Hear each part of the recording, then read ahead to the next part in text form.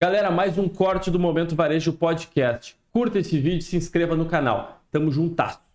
A gente espera que o governo faça antes uma reforma fiscal, uma reforma das despesas do governo, para que a gente não tenha que dar 3 pedaços de 8 para o governo.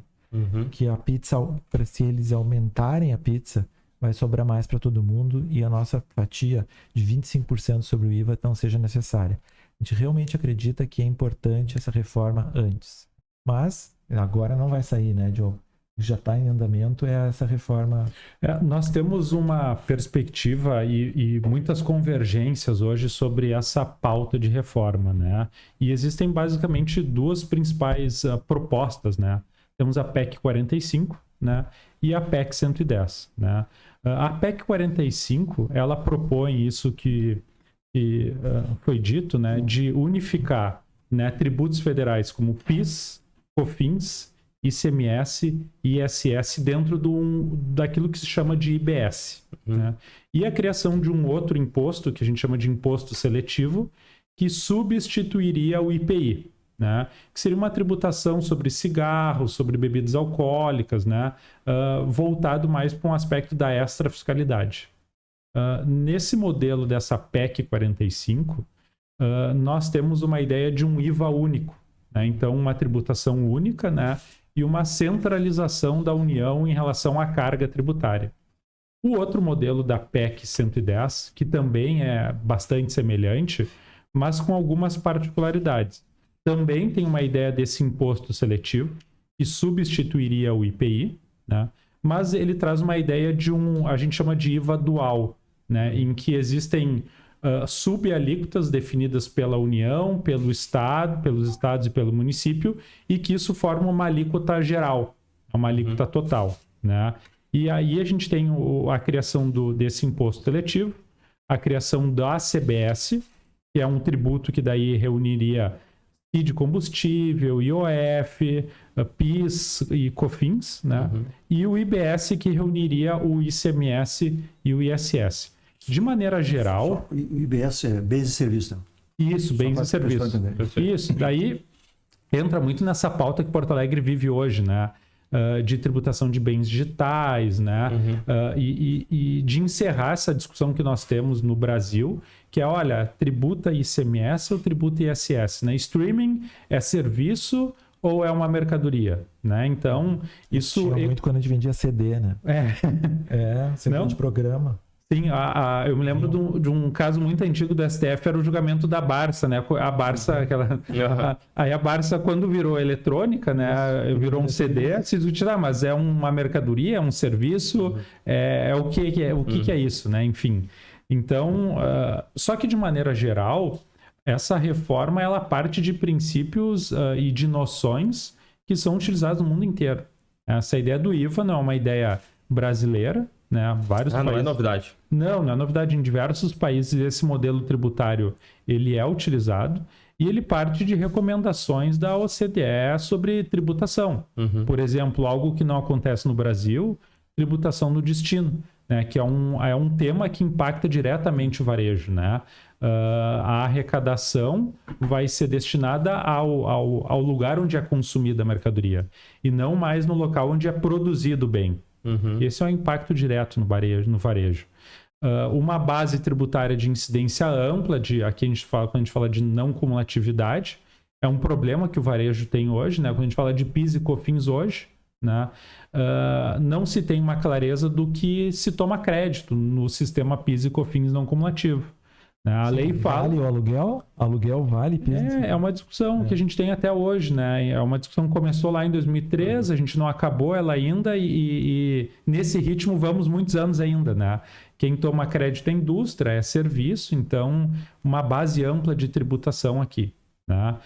Outras ideias, né, que se tem também dentro desse IVA, né?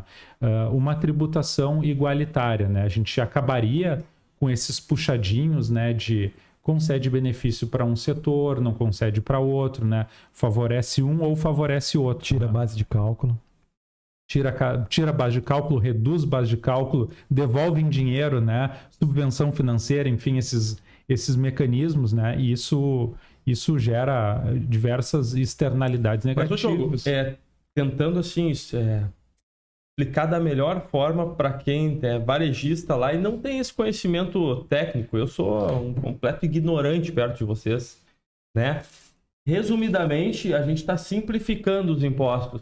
Essa seria a ideia da reforma. Essa é uma tributária. pauta principal, uma pauta que é um desejo de todos. Porque né? é confuso, né? No Brasil é confuso. Ninguém sabe o que paga, Everton. né? O cara tá preparado, Everton. sabe o que tá pagando de imposto, mas o pequeno varejista nem sabe, cara, o que tem. Às vezes tem coisa para trás para pagar ou pagando coisa errada pelo excesso de impostos que são Tem cobrados. duas coisas na parte de simplificar. Uma é tu dizer assim, ó, paga o IVA. Uhum. Paga uma guia e pronto. Isso é uma coisa ótima. Assim como a gente, quando entrou no Simples Nacional, era muito bom, porque aí paga aquilo, é simples. Tu pagou, tem a guia paga, pagou. A outra coisa boa também da simplificação é a história dos estados. Porque hoje em dia, tu compra uma coisa de um estado, aí vem com 12, vem com não sei quantos % de ICM, Sim. de crédito, vem crédito de PIS, de COFINS, dá para usar, não dá para usar. Essa é a segunda parte da simplificação, que é muito positiva. Que seria a eliminação da guerra fiscal entre os estados. Exatamente. Essa é uma parte boa, quer dizer, né? Tem a questão da simplificação, tem a questão de evitar essa questão da guerra fiscal do Estado. Isso. Mas essa questão da própria simplificação, é que, na verdade, o Dr. Diogo colocou de maneira bastante técnica essas questões. Para mim, o que me preocupa mais, não sei se eu for avançar por um canto, daqui a pouco... Não, vamos lá. Vamos juntos. Puxa o jogo para o outro lado. Porque o que me preocupa sempre é assim, vamos simplificar, agora vamos ter um imposto único, então, por hipótese, é 25%. Então, chegou na loja um produto lá, tu vai vender o produto, a gente sabe que 25% daquele produto é imposto. Vê bem, toda a fonte arrecadadora do imposto vai acontecer aonde? Lá na ponta, no varejo. Mas tu vai ter crédito. Varejo. Não, para um pouquinho. Eu vou ser o responsável a recolher o imposto e passar para o governo, de todas as fases para trás. Não, só da tua Não é de valor diferença. agregado, da tua venda. Não. Hein? Da tua venda, tomando crédito das operações. Sim, Jores. Se Sim, tu comprou por 100 e vendeu Certo. por 150, Certo. tu vai pagar só o IVA dos Certo. 50. Não, mas eu que vou te repassar para o governo, não. Sérgio, eu vou aproveitar os pedaços. Só que quem vai repassar para o governo é a parte final, é o varejo, não é isso? Não. Sim. Vamos lá. Né? Qual é a diretriz que se tem hoje, né? Justamente imposto sobre valor agregado, né? Numa alíquota, né, que se fala hoje tem uma discussão hoje Dá um exemplo. vende por Comprou por 100. comprou por 100 a mercadoria, Vendeu tu vai por agregar 180. lá por 180, né? Tu vai pagar uma alíquota sobre a 25 sobre os tu toma o crédito do 100, Mas tu toma o crédito do 100 e recolhe sobre a diferença. por isso Uma conta simples, né? Tu não vai pagar sobre os 180, tu vai pagar só sobre os 80. É que tu vai tomar crédito do que veio antes. porque tu toma o crédito. Tomou o crédito do que veio antes. vai botar na tu tua vai pagar, e tu vai pagar a diferença. Exatamente. Então, cai para a gente fazer o quê? Toda essa parte de tributação que a gente tem que pagar, Sérgio, aquela colocação que eu sempre faço, é que a gente faz venda boa e faz venda que não recebe. Sim. Faz venda no crédito, faz venda no boleto, né? Ainda tem vendas de boleto, então.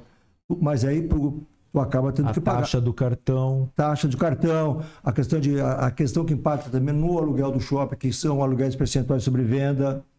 Isso vai impactar também, de certa forma, já jogando para o valor do produto.